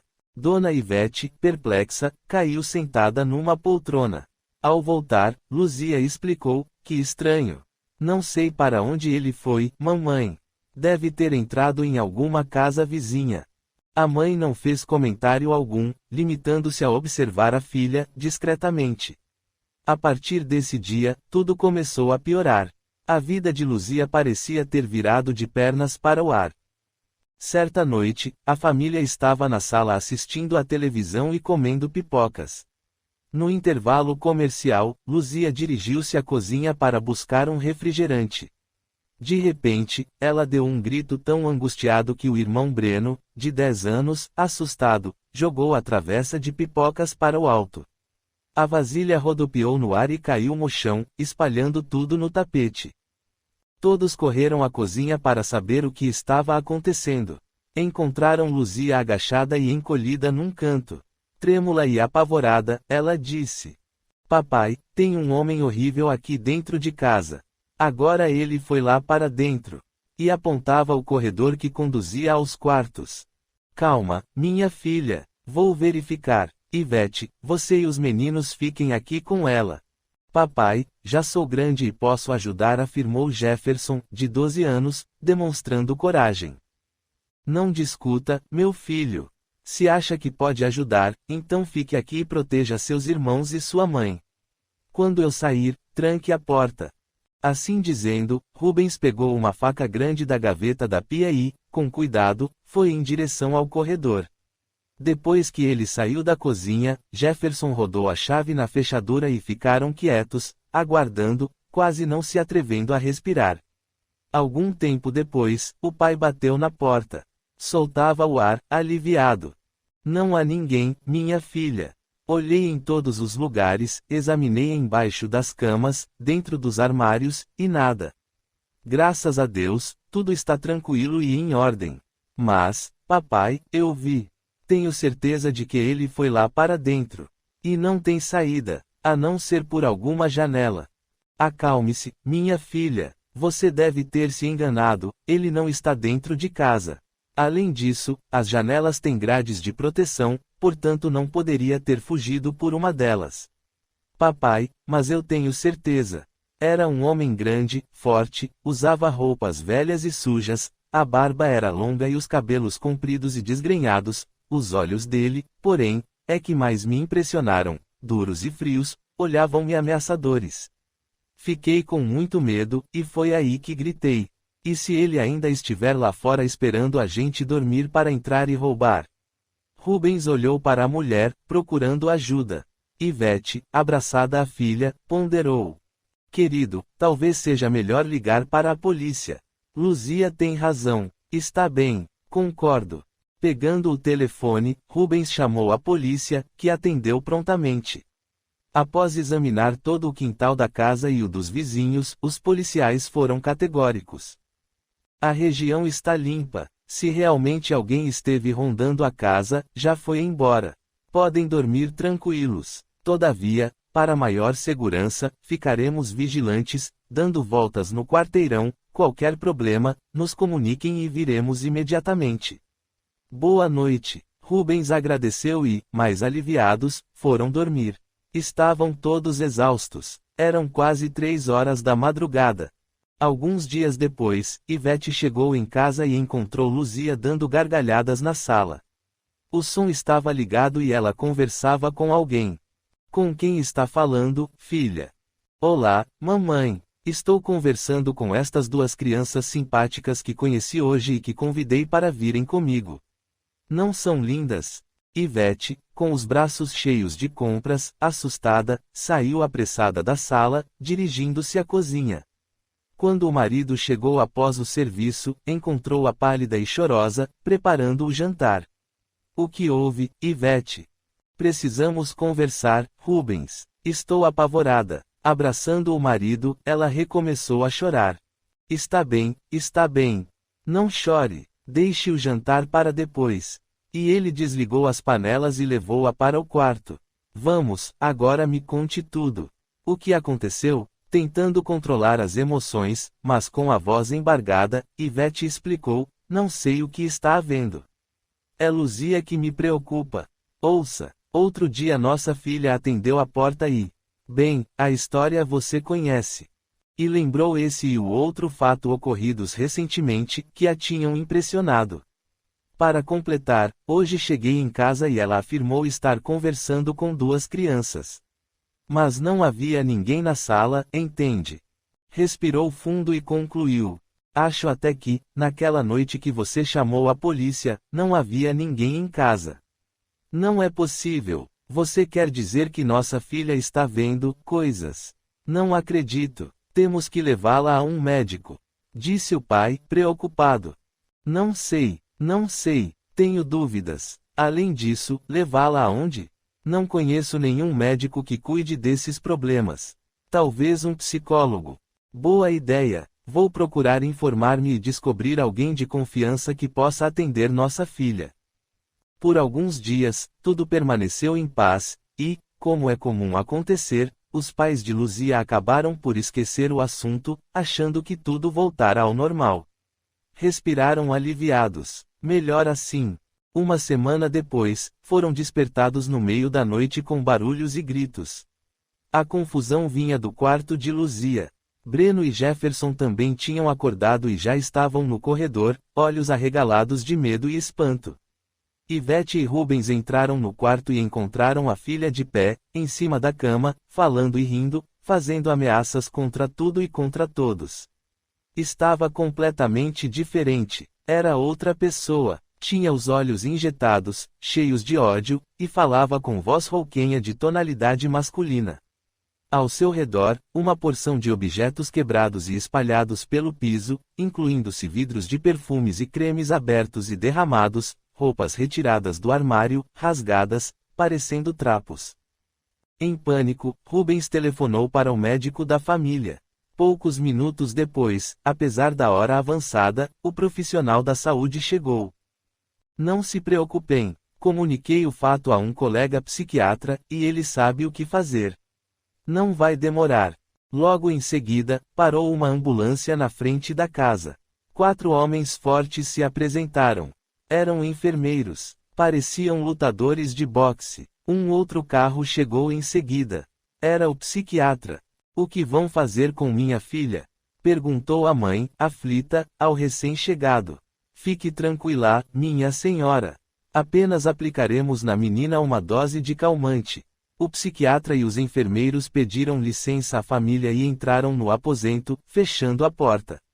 Alguns minutos depois, quando a abriram, Luzia estava inconsciente e contida numa camisa de força. Abraçados, os pais choravam ao ver a situação da pobre filha. Jefferson e Breno não entendiam o que estava acontecendo, pois até aquele momento ignoravam alguns fatos anteriores. Para onde vão levá-la, Dr. Américo? Para uma clínica de repouso. Lá receberá todo o tratamento de que precisa. Aqui está o endereço. Amanhã à tarde, espero-os para podermos conversar. Até lá, terei examinado a paciente e estarei de posse de maiores informações sobre o caso. Às 16 horas, está bem? Sim, mas e agora, podemos acompanhá-la? Luzia nunca ficou sozinha, separada de nós. Perguntou a mãe, inquieta. Impossível, nem adiantaria. Ela vai dormir muitas horas. Além disso, nesse tipo de clínica, não se permitem acompanhantes. Está bem, amanhã iremos vê-la, aceitaram os pais, conformados, ao perceber que não tinham alternativa. Luzia lembrava-se apenas de que acordava vez por outra sem saber onde estava, das picadas da injeção e de novos mergulhos no sono. Às vezes via a seu lado pessoas completamente desconhecidas. Tentava conversar, mas não conseguia articular direito as palavras, como um disco em rotação diferente. Aos poucos, foi melhorando. Já conseguia permanecer algumas horas desperta e percebeu que estava num hospital. Um dia, quando o médico chegou, interrogou-o: "O que estou fazendo aqui? Que lugar é esse? Onde estão meus pais?" Sorridente, ele examinou-a, calado. Depois, respondeu às perguntas. "Luzia, você estava passando por séria crise nervosa e tivemos que interná-la. Seus pais têm vindo vê-la, mas como você estava sendo submetida à sonoterapia, não os viu." "Crise nervosa? Mas não sou nervosa. E não me lembro disso." "Exatamente. Faz parte do processo. Mas fique tranquila. Você está bem agora e recupera-se de forma promissora." "Recupero-me. De quê? Tenho saúde excelente e nunca fico doente. Nem gripe pego. Fique calma, sim. Logo você irá entender o que lhe aconteceu. No momento, nada posso lhe adiantar." Vendo que era inútil continuar perguntando, Luzia se calou.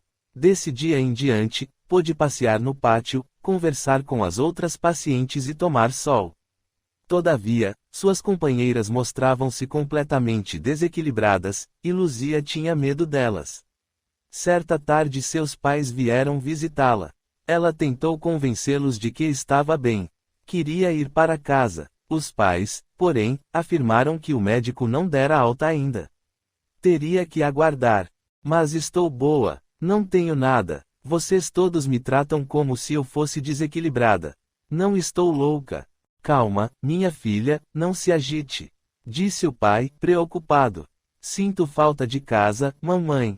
Por favor, levem-me embora daqui. Ivete, com o coração angustiado, tentava convencê-la de que precisava ainda permanecer em tratamento. Logo ficará boa, filhinha. Aguente só mais alguns dias. Agora, precisamos nos retirar. Terminou o horário de visitas. Luzia agarrou-se aos pais, não querendo deixá-los ir embora. Um atendente teve que intervir, segurando-a. Novos medicamentos e nova fase de confusão mental. Quantos meses já se passaram? Olhando aquela florzinha amarela que brotara no meio do cimento, Luzia recordava-se de tudo o que acontecera até então. Nesse instante, aproximou-se dela uma senhora que estava fazendo visitas aos pacientes. Como vai, moça? Sente-se melhor? Levantou a cabeça e se deparou com uma mulher morena, de aparência humilde e com olhos ternos e cheios de paz. Apesar de nunca tê-la visto, sentiu que podia confiar nela. Nem sei, acho que sim. A verdade é que não tenho nada. A senhora acredita em mim? Claro que acredito. Verdade? Sem dúvida. Sabe que é a primeira pessoa que me dá algum crédito. Todas as outras pensam que sou louca.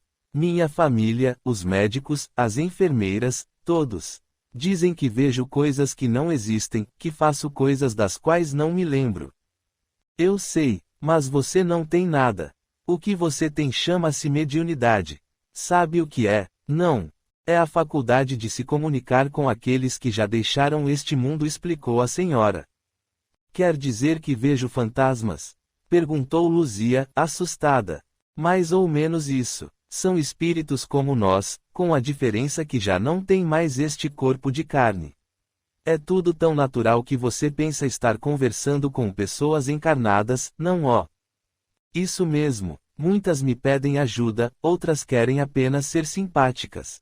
Fez uma pausa e prosseguiu: às vezes vejo coisas feias também. E fico com medo.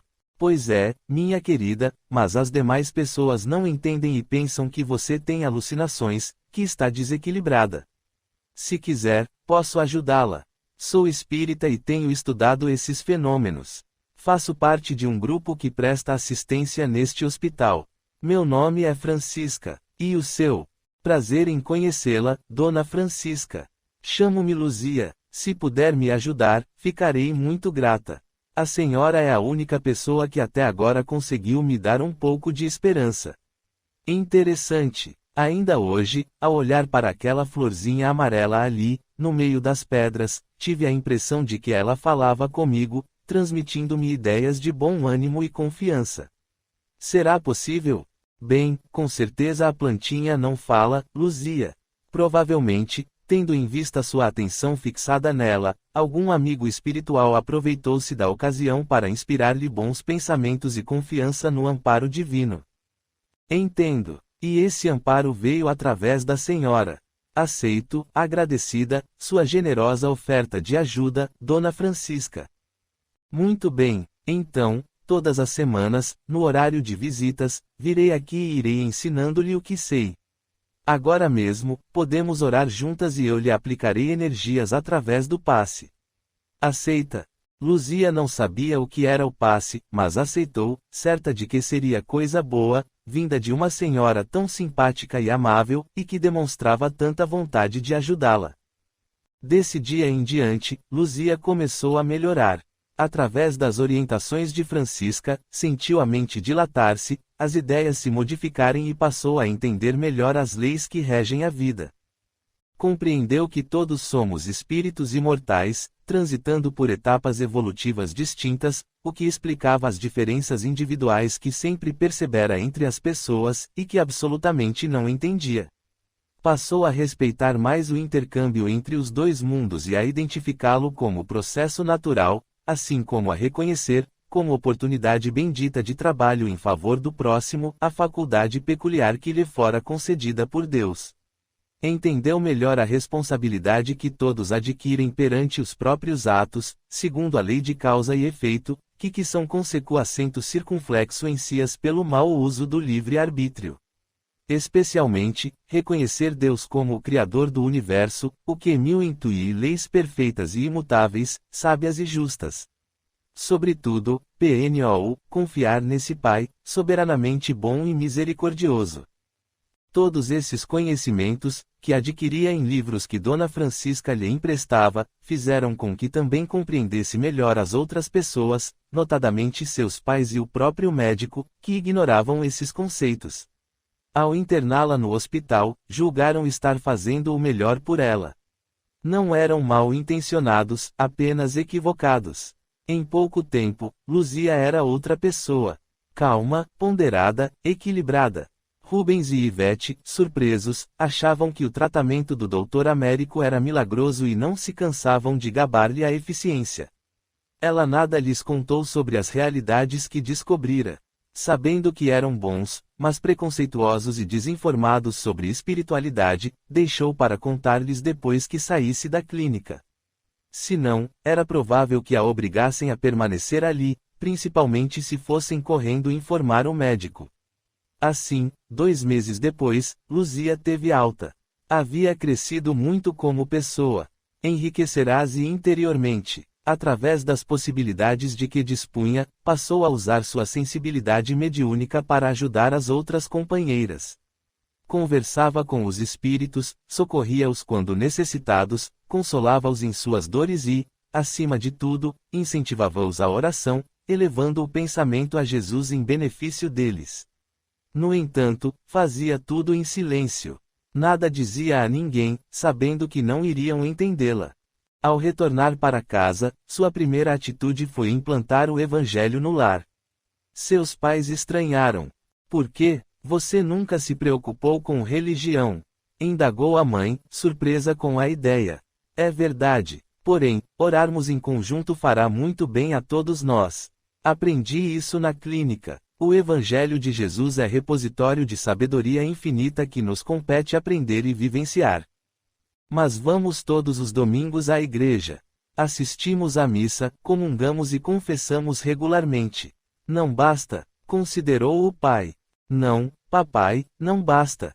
Compreendo hoje que nossas dificuldades residem exatamente na distância que temos mantido do Evangelho do Cristo. Não basta nos dizermos cristãos. É preciso que o sejamos realmente. Está bem, se você acha importante. Assim, aos poucos, através das lições evangélicas, Luzia foi explicando tópicos da doutrina de Jesus sob a ótica do Espiritismo. Os pais estavam pasmos ante os conhecimentos que ela adquirira e a lógica que demonstrava em suas colocações. Um dia Ivete perguntou: "Minha filha, onde conseguiu saber tantas coisas? São ideias que nunca ouvi de ninguém. Quem lhe passou tantas informações? Percebo agora que nunca entendemos o Evangelho de Jesus. Líamos a Bíblia, mas não meditávamos em seu conteúdo profundo. Vejo-a segura e confiante como nunca. Gostaria de conhecer quem tanto a ajudou. Foi o Dr. Américo?" Luzia sorriu satisfeita. Era chegado o momento. Tinha certeza de que essa hora chegaria. "Mamãe, terei imenso prazer em apresentar-lhes a pessoa que me socorreu nos momentos mais difíceis da vida, acendendo uma luz em meu caminho. Amanhã mesmo vou convidá-la para jantar conosco. Asseguro-lhes, porém, que não é o Dr. Américo." No dia seguinte à noitinha, bateram à porta. Luzia foi abrir, contente. Ivete e o marido, surpresos, viram entrar uma mulher humilde, com trajes muito simples. Nada nela denotava fosse uma pessoa culta. Tinham se preparado para receber alguém completamente diferente. Ficaram decepcionados. "Mamãe, papai, esta é a pessoa de quem lhes falei, Dona Francisca. É uma grande amiga. Dona Francisca, meus pais. E estes são meus irmãos, Breno e Jefferson." Cumprimentaram-se cordialmente e passaram a conversar sobre assuntos triviais. Após o jantar, foram para a sala, ocasião em que os pais de Luzia aproveitaram para saber como Francisca tinha conhecido a filha. Nos conhecemos no hospital, aonde eu ia regularmente fazer visitas. Ah, e como conseguiu com nossa filha aquilo que consideramos um verdadeiro milagre? Perguntou Rubens. Francisca explicou que era cristã, estudiosa da doutrina espírita, e que se afeiçoara a Luzia por perceber que ela não tinha problema mental. Mas, como isso aconteceu? Por que não nos contou nada, minha filha? Indagou a mãe. Luzia olhou-os com carinho e ponderou. Conhecendo-os como os conheço, sei que vocês não aceitariam o fato de que estava me interessando pelo espiritismo. Não é verdade? Certamente, nem me deixariam sair do hospital. Por isso, resolvi que iria lhes contar apenas quando tivessem adquirido confiança em mim. Assim, comecei com o Evangelho de Jesus, que é básico para todo espírita consciente, tentando mostrar-lhes que não tenho problema algum, que estou bem e equilibrada, física, mental e emocionalmente. Com simplicidade e clareza, Francisca explicou aos donos da casa as razões das dificuldades que a filha experimentara. E Luzia completou. Entenderam? De fato, mediunidade é uma bênção concedida por Deus para que possamos trabalhar mais e melhor a benefício dos sofredores. Não é uma doença, é oportunidade de serviço na seara de Jesus. Ivete e Rubens trocaram um olhar.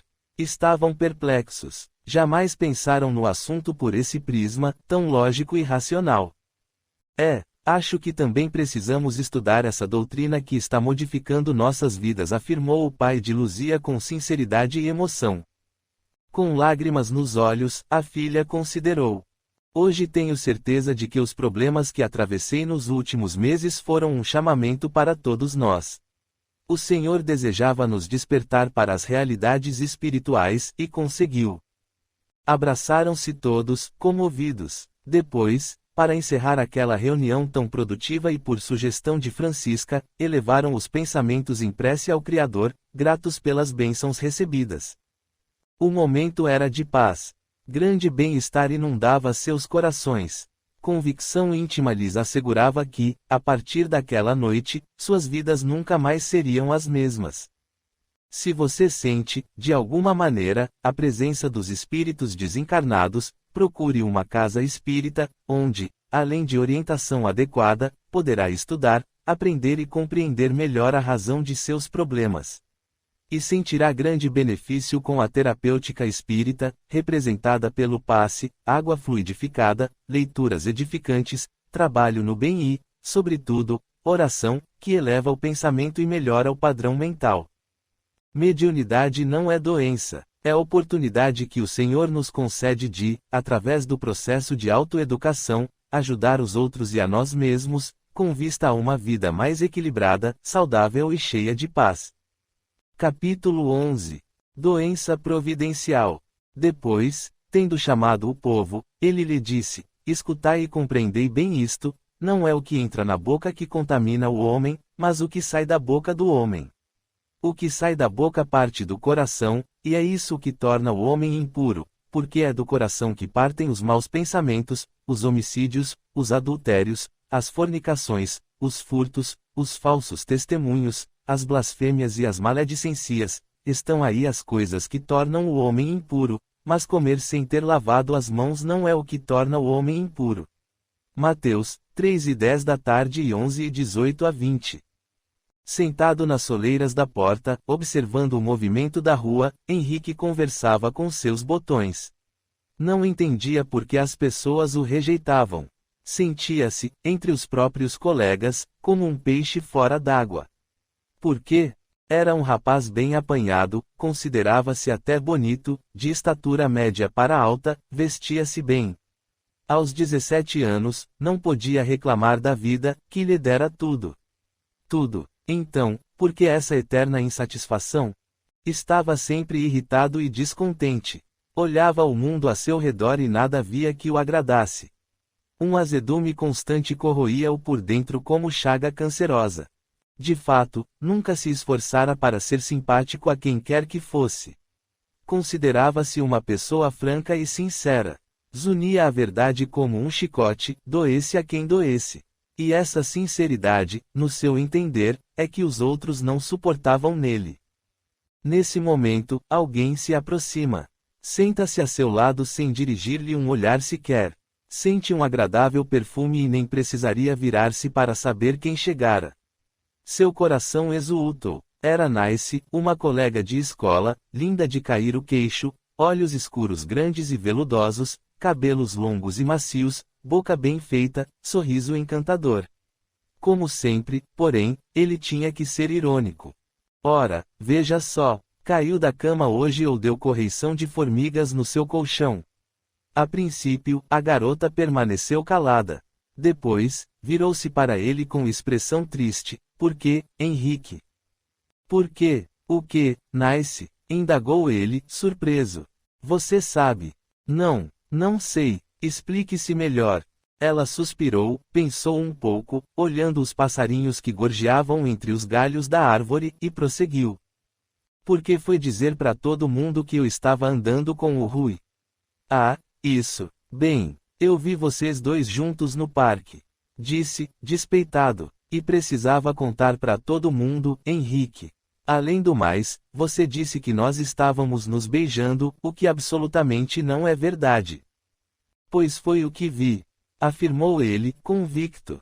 Na verdade, ele ficara enciumado por vê-la em companhia daquele rapaz, mas não admitiria isso nem para si mesmo. Não, foi o que pensa ter visto. Henrique, você fala sem saber e magoa as pessoas, entende? Se lhe interessa, vou contar o que realmente aconteceu. Aquele dia eu tinha saído de bicicleta e estava atravessando o parque quando um animalzinho cruzou à minha frente. Assustei-me, perdi o equilíbrio e caí. Por acaso o Rui, que também passava por lá, vindo em sentido contrário, viu o que houve e, gentilmente, me ajudou. Foi isso o que aconteceu. É verdade? Perguntou o rapaz um tanto aliviado, corando. Sim, Henrique, essa é a verdade. Ela fez uma pausa e, com expressão de dor intensa, prosseguiu. Mas, você não ficou por aí. Andou dizendo também que eu estava fazendo uso de drogas. Envergonhado, Henrique tentou se explicar. É que todo mundo sabe que o Rui é usuário de drogas. Então, pensei que você estivesse envolvida nisso também. Está vendo, Henrique, você fala demais e sem pensar. Calunia as pessoas, até os amigos. Por quê? Nós somos amigos, não é? Pelo menos, eu sempre me considerei sua amiga.